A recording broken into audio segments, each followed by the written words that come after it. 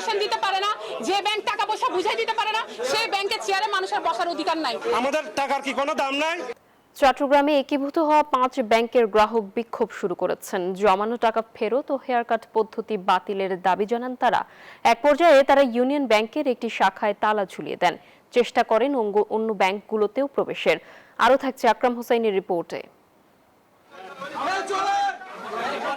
সকাল 11টা, চট্টগ্রামের খাতুনগঞ্জের ব্যাংকগুলোতে তখন অন্যরকম উত্তেজনা। একীভূত হওয়া 5 bank, Exim, first security, social ইসলামী, ইউনিয়ন ও গ্লোবাল ইসলামী, এসব ব্যাংকের আমানতকারীরা জড়ো হন তাদের সঞ্চিত অর্থ ফিরে পাওয়ার দাবিতে।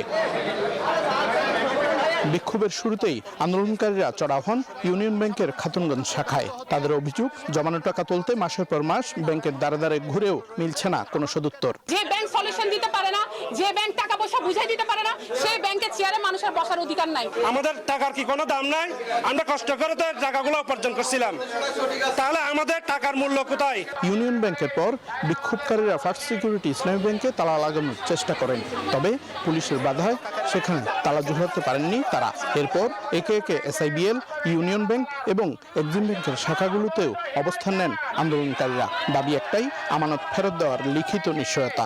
সব মশার বিরুদ্ধে সুরক্ষা দিতে এলো বসুন্ধরা এক্সট্রিম অ্যারোসল, মশার বিরুদ্ধে এক্সট্রিম সুরক্ষা। ব্যাংকে টাকা রাখছে, এটাই আমরা অসহায়ের মধ্যে পড়ে গেছি, সংসারের ভরণ পোষণ চালাতে পারতেছি না। ব্যাংকে গেলে ম্যানেজার আমাদেরকে ভিক্ষুকের মতো তাড়িয়ে দেয় এবং দেখা করে না। পরিস্থিতি সামাল দিতে ব্যাংক এলাকায় অতিরিক্ত পুলিশ মোতায়েন করা হয়। পুলিশ বলেন, আমানতকারীদের দাবি যৌক্তিক হলেও আইন শৃঙ্খলা রক্ষায় তারা সতর্ক অবস্থানে রয়েছেন। যেন ব্যাংকে যারা গ্রাহক আছে তারা যেন তাদের প্রাপ্য পাওনা ফেরত পায়।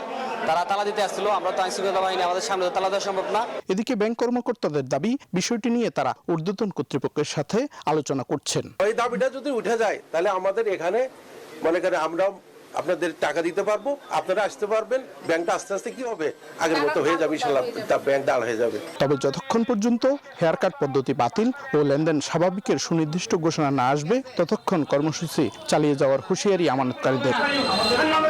আকরাম হোসাইন, নিউজ 24, চট্টগ্রাম।